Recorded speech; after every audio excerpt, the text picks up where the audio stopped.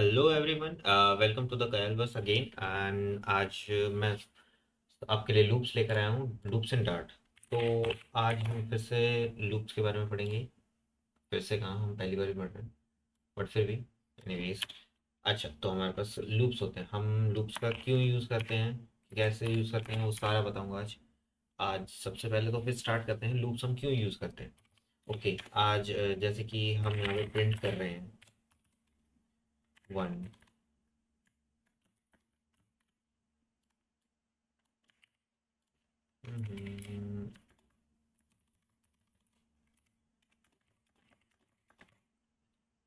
यहाँ पर हम 2 3 4 5 हर लाइन में 1 2 3 4 5 हमने काउंटिंग प्रिंट की। ऐसे करके मैं अगर आपको कहूँ कि मुझे 6 भी प्रिंट करना है तो ऐसा लिख देंगे हम, 6 भी प्रिंट हो जाएगा, है ना, एक्सपेक्टेड जैसा था। लेकिन अगर ऐसे मैं बोलूँ कि आपको 1000 लाइन्स लिखनी है, 1000 line same same same same same same repeat करना है आपको 1000 टाइम्स, तो आप कहेंगे कि ये कैसे, मैनुअली करना तो बहुत मुश्किल है ना। इसलिए हमारा काम आता है लूप्स का। जब हम सेम चीज़ को प्रोसीड करते हैं बार बार बार बार, तो हम लूपिंग यूज़ करते हैं। तो हमारे पास लूपिंग में बहुत सारे लूप्स होते हैं हमारे पास, जो कि हमारे पास आते हैं। एंड सबसे पहले तो हमारे पास इसी चीज़ को हम लूपिंग में करने की कोशिश करते हैं। सबसे पहला हमारे पास आता है फॉर लूप। फॉर लूप, फिर सेकंड होता है हमारा वाइल लूप, फिर थर्ड होता है हमारा डू वाइल लूप। एंड एक एडवांटेज वाला जो होता है वो होता है हमारे पास for each loop in Dart. ये बहुत ही स्क्रिप्टिंग लैंग्वेजेस में आता है। आप अगर नोटिस करोगे तो आपको जावास्क्रिप्ट और इन सब चीज़ों में आपको फॉर ईच लूप मिल जाएगा। बट ऐसे जैसे सी प्लस प्लस और इन सब में होता है, इनमें फॉर ईच लूप नहीं मिलता है, एडवांस फॉर लूप मिलता है। फॉर ईच लूप इनमें बाकी बहुत ही कम लैंग्वेजेस में मिलता है, या फिर आपको मिलेगा डॉट मैप मिलेगा। डॉट मैप भी लगभग लगभग सेम काम करता है। बट डॉट मैप हम फंक्शनलिटी को परफॉर्म करने के लिए यूज़ करते हैं। फॉर ईच भी हम कर सकते हैं, वैसे कोई ऐसा कुछ खास डिफरेंस नहीं है। वो भी लिस्ट में कुछ ऐसा मतलब डेटा टाइप में कुछ चेंज नहीं करता है, तो बात सेम ही है। बट फिर भी हम इसको प्रोसीड करते हैं तो फॉर लूप से। फॉर लूप को हमारा सिंटेक्स क्या होता है, फॉर, इसमें होता है इनिशियलाइजेशन, फिर सेमीकोलन, उसके बाद होता है कंडीशन जहाँ तक वो चलेगा, एंड उसके बाद होता है इंक्रीमेंट और decrement as per the requirement. उसके बाद हाँ, यहाँ पर ब्लॉक स्टार्ट हो जाता है। जिस ब्लॉक को हमें रिपीट करना है वो ब्लॉक यहाँ पे स्टार्ट हो जाता है, जिसको हम स्टेटमेंट बोलते हैं। अब इसी फॉर लूप को अगर मैं लिखूं, इसी फॉर लूप को अगर मैं अपने हाथों से लिखूं, तो यहाँ पे इनिशियलाइज करना पड़ेगा मुझे। जैसे कि ए की वैल्यू आई, जो इनिशियलाइज करूंगा वो आई को 0 से स्टार्ट करूंगा मैं। ठीक है, जो मेरी आइट्रेशन होगी वो 0 से स्टार्ट होगी, और वो कहाँ तक जाएगी, 5 तक जाएगी। ठीक है, एंड मैं उसको प्लस प्लस आई करूँगा। प्लस प्लस आई का मतलब है कि मैं हर लूप के बाद उसकी वैल्यू 1 से बढ़ा दूंगा, तो ये प्लस प्लस आई हो गया। अब मैं प्रिंट करूंगा, आई को ही प्रिंट करता रहूँगा, तो मेरे पास क्या आता है, लेट्स सी कि हमारे पास क्या आता है, 0 से लेकर 4 तक आता है। इसका मतलब हमारा लूप जो है वो 0 से तो स्टार्ट हो रहा है, लेकिन हर बार एक एक करके इंक्रीमेंट भी होता जा रहा है। और साथ ही साथ ये 5 <5, ये इस कंडीशन को सेटिस्फाई जब तक कर रहा है तब तक इस चीज़ को प्रिंट करता जा रहा है। तो इसका मतलब जो है हमारा इनिशियलाइजेशन जो है वो 0 से स्टार्ट हो रहा है, 5 से << जब तक है तब तक चल रहा है, और हर एक आइट्रेशन के बाद उसको 1 1 प्लस करता जा रहा है। तो ऐसे करके हम उसमें +1 कर देते हैं, तो हम +1 to 5 आ जाता है। और अगर सेम ऐसी मैंने, जैसा मैंने आपको कहा कि 1000 तक मुझे काउंटिंग लिखनी है, तो अगर मैं इसको इसी को 1000 लिख देता हूँ बस, तो मेरे पास 1000 तक की काउंटिंग आ जाएगी। शायद यहाँ पर मेमोरी की प्रॉब्लम आ रही है। 100 तक प्रिंट करते हैं, चलो। ओके, 100 तक प्रिंट हो गया है। शायद दिख नहीं रहा है इसमें। ओके चलो कोई बात नहीं, मैं 80 तक कर, 80 तक प्रिंट हो जाएगा। 80 तक प्रिंट हो गया है ना, 80 तक प्रिंट काउंट हो गया।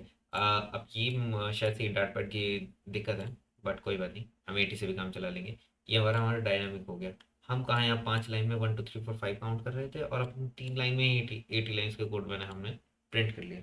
ये हमारा बहुत फ़ायदा हो जाता है जब हम लूपिंग को यूज़ करते हैं। तो ये हमारा सबसे इजी और सबसे फ्रीक्वेंटली यूज होने वाला फॉर लूप लिख दिया, बट इसका सिंटेक्स थोड़ा बड़ा होता है। तो इसलिए हमारे पास एक और आ गया, जबकि हम सिंटेक्स को छोटा करते जाते हैं, तो एक आ गया वाइल लूप। इसमें चाहिए होता है ब्रैकेट, वाइल कीवर्ड जो कि इनिशियलाइज करता है, एंड इनिशियलाइज करता है कि वाइल लूप यहाँ से स्टार्ट हो रहा है, एंड इसके अंदर जाएगा कंडीशन जहाँ तक उसको चलना है, एंड ये ब्लॉक ऑफ कोड जहाँ पर जो हमें एग्जीक्यूट करना है स्टेटमेंट। ये हमारा हो गया कंडीशन विद वाइल कीवर्ड, और ये हमारा यहाँ पर हम करते हैं इंक्रीमेंट या डिक्रीमेंट।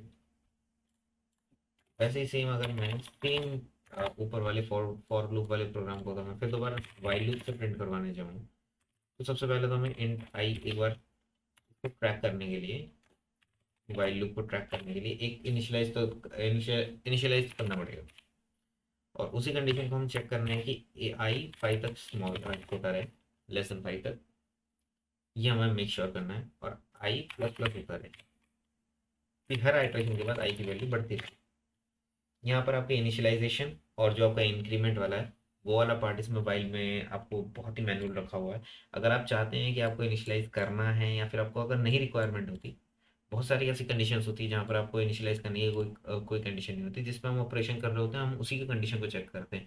तो उसमें इनिशियलाइजेशन को हम स्किप मार सकते हैं, और यहाँ पर हम उस कंडीशन को चेक करवा सकते हैं बार बार। एंड देन इंक्रीमेंट की भी कभी कभार ज़रूरत नहीं पड़ती है। जैसे आप कभी इसमें सीखेंगे कि डिजिट डिजिट सम के क्वेश्चंस होते हैं बहुत सारे, जिसमें हमें बहुत सारी रिक्वायरमेंट होती है, तो उसमें भी आपको ऐसी कोई कंडीशन में इनिशियलाइजेशन या फिर आपको इंक्रीमेंट की ज़रूरत नहीं पड़ती, उसमें बार बार हम उसी को अपडेट करते रहते हैं, तो वो भी हमारी इसमें वाइल लूप में इजीली हो जाता है, तो हम वाइल लूप तब यूज़ करते हैं। ओके, एंड वाइल लूप में यहाँ पर हमने अगर इसको प्रिंट कर दिया, फिर से मैंने आई को प्रिंट करा दिया इसमें।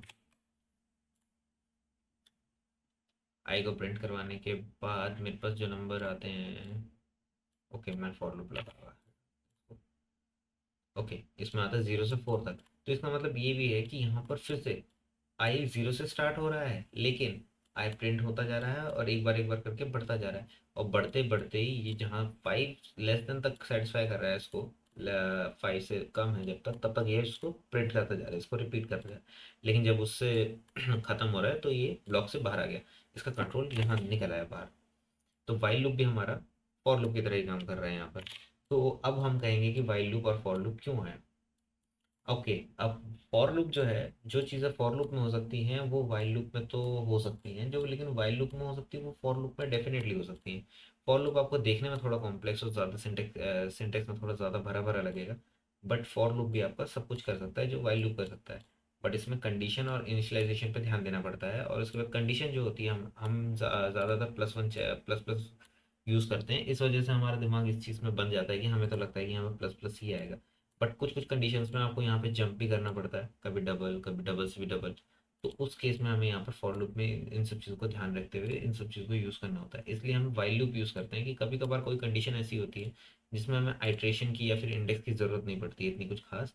वैसे हम इंडेक्स का भी इसमें ध्यान रख सकते हैं, लेकिन फिर भी हम इंडेक्स को अगर नहीं यूज़ करते हैं, जैसे कि हमारे लिंक लिस्ट हो गए, उसमें ट्रैवर्सल के लिए यूज़ होता है, तो उसमें वाइल लूप ज़्यादा बेटर काम करता है, क्योंकि कम सिंटेक्स में हम ज़्यादा कोड लिख पाते हैं। तो इसलिए हमारे पास वाइल लूप आया है। इसको एंट्री कंट्रोल लूप भी कहते हैं,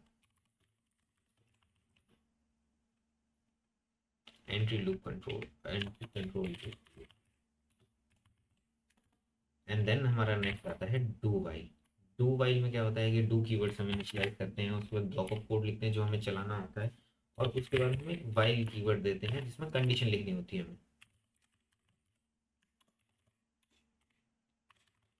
और उसके बाद हमारा लगता है सेमीकोलन। ये एक इकलौता लूप है जिसके लास्ट में सेमीकोलन लगता है। बाकी हमने इसके ब्लॉक के कोड के बाद भी हमने ना सेमीकोलन लगाया ना वाइल के बाद लगाया, बट डू वाइल में ज़रूर लगता है। इस चीज़ का ध्यान रखें।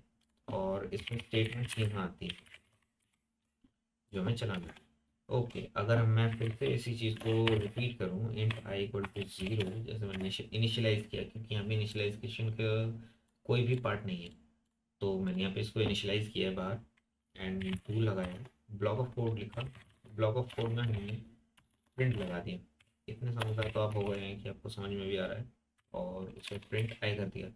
अब इसमें मैंने वाइल कंडीशन डाली, क्या कंडीशन होगी, आई इक्वल लेस देन 5 तक रहे तो ये चलेगा।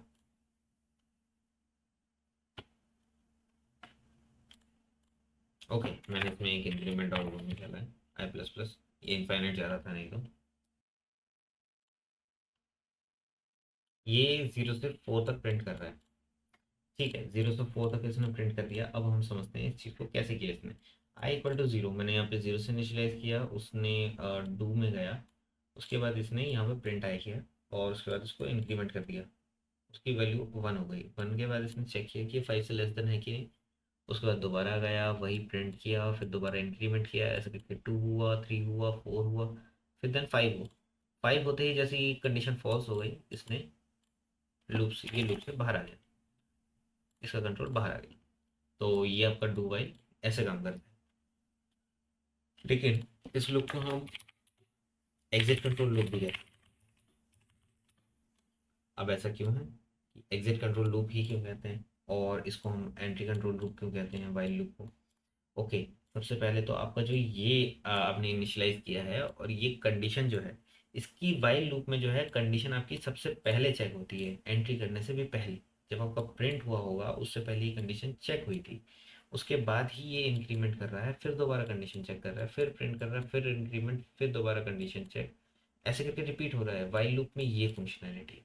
बट डू वाइल में वो फर्स्ट स्टेप जो है वो विदाउट कंडीशन चेक करता है, इसमें कंडीशन को वो कुछ भी चेक नहीं करेगा, वो डू डू में पहले डू तो करेगा ही करेगा, इस ब्लॉक को एक बार रन करेगा करके, जैसे 0 था इसको रन करके इसने प्रिंट किया, उसके बाद ये प्लस प्लस पे आगे बढ़ गया, फिर वाइल हो गया जहाँ पर इसको लेस देन 5 पे आ गया, इसने कंडीशन चेक की। वाइल में एंट्री करते हुए कंडीशन चेक होती है और डू वाइल में एग्जिट करते हुए कंडीशन चेक होती है। ओके, आई होप कि आपको समझ में आ गया इतना तो। एंड एक लूप हमारे पास बचता है फॉर ईच लूप। अब आपका फॉर ईच लूप जो है वो आपका एक बहुत ही एडवांटेज वाला लूप है, मैं उसके लिए बता देता हूँ कि कैसे यूज कर सकते हैं हम उसको।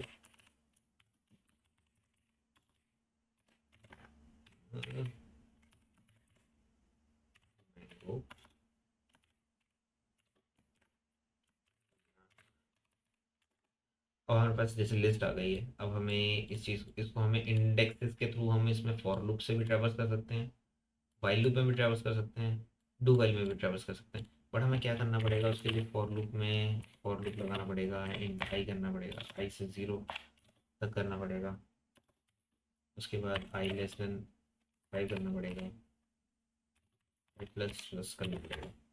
ओके, अब भी मैंने आपको सिखाया नहीं है, बट मैं एक चीज़ और सिखा देता हूँ। लिस्ट के पास एक अपनी फंक्शनलिटी भी होती है कि list dot size, list dot size. अगर मैं इस चीज़ को कॉल करता हूँ, लेंथ भी होता है, लेंथ भी हम यूज कर सकते हैं।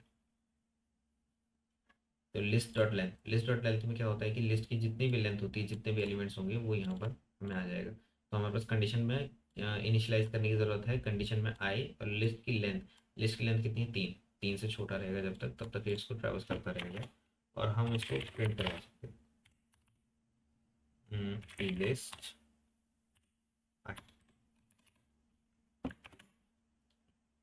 ये एक एक करके ट्रैवर्स करता हुआ इसने प्रिंट कर दिया। लेकिन अब मुझे ये लूप बार बार लिखना पड़ रहा है, क्या पता कभी गलती से मेरे से लिस्ट आई में चेंज हो जाए न्यू एस टी आर के नाम से, हो सकता है मुझसे कभी गलती हो जाए, कभी कोई चेंज हो जाए, तब क्या किया जाए।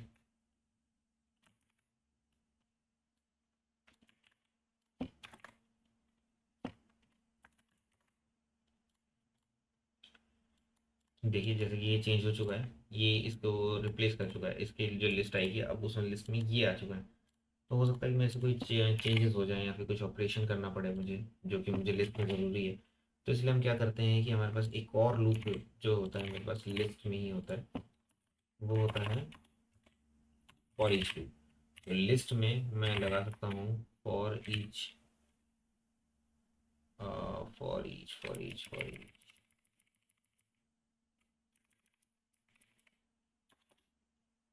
फॉर ईच लूप चलता है। फॉर ईच लूप का क्या कंडीशन है कि लिस्ट जो होगा हमारे पास, लिस्ट का नाम लिखना पड़ेगा, उसके बाद डॉट लगा के फॉर ईच कीवर्ड आएगा, अब हमारे पास इसमें आता है लैम्डा एक्सप्रेशन, जिसमें कि हमारे पास लैम्डा एक्सप्रेशन में होता है, मैं समझा देता हूँ कैसे होगा ये।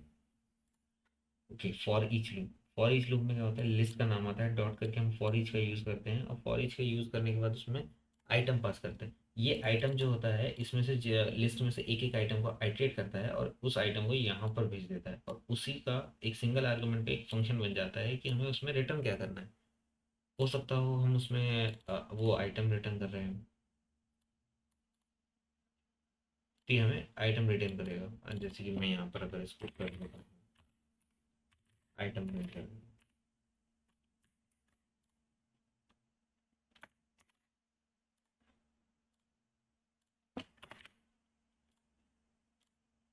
फॉर ईच का ही कैपिटल होगा, आप भी ध्यान देना इस चीज़ को लेकर। ये देखिए हमने फॉर ईच लूप का यूज़ किया और इसमें हमने चेंजेस भी कर दिए। अब हमें इसमें अगर हमें कुछ ऐड करना है, जैसे हेलो, हेलो ऐड हो गया। लेकिन अगर मैं इसी चीज़ को सेम लिस्ट को यूज़ करके मैं फॉर ईच लूप लगाता हूँ और उसमें कुछ भी नहीं ऐड करता हूँ, देखिए लिस्ट लिस्ट वैसे की वैसी ही है, ये बिफोर चेंजेस है। यहाँ पे मैं लिख देता हूँ लिस्ट आफ्टर चेंजेस। ये यहाँ पर उस चीज़ को लिस्ट में रिफ्लेक्ट नहीं होने देता है, इस चीज़ को जो जो भी चेंजेस होते हैं उसको ऑपरेट कर देता है, ऑपरेशन परफॉर्म कर देता है उस चेंजेस पे। यहाँ पे मैंने प्रिंट कर दिया उसको ऐड करके, बट ये इस आइटम पे नहीं अप्लाई करेगा, ये लिस्ट पे अप्लाई नहीं करेगा। इस लिस्ट को ये आइसोलेट करके ही रखेगा और ये बफर पे अपना काम करेगा और उस चीज़ को ऑपरेशन में काम लाएगा। जैसे कि फिर मैंने लिस्ट को दोबारा प्रिंट किया तो वही चीज़ दोबारा रिटेन है।